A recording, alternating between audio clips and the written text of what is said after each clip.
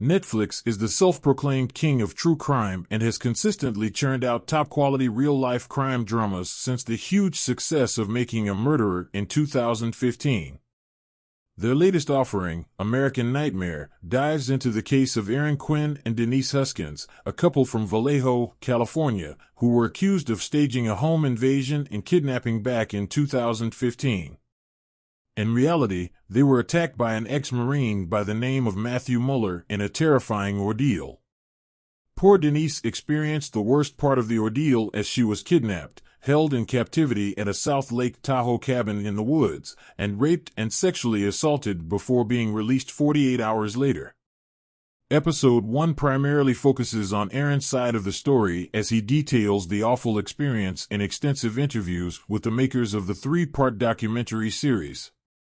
We see archival footage of the heavy-handed interrogation by the corrupt detective on the case, Matt Mustard, who is destined to be painted as the villain by Netflix's legion of fans on social media.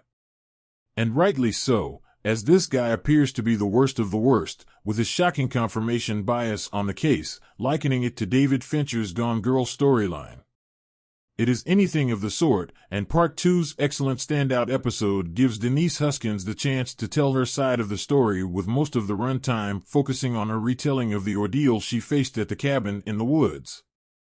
Episode 3 focuses on the other cases that eventually led to the exoneration of Aaron and Denise, and we get to meet one of the standout interviewees on the documentary, Sergeant Misty Carazzo, who was instrumental in linking the cases.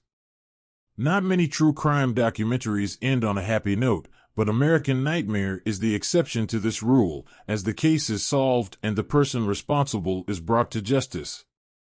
No campaigns for the release of wrongly accused people serving long prison sentences or appeals for the audience to become keyboard warriors as they slink into armchair detective mode, just a once-upon-a-time story where the victims live happily ever after. I like that ending.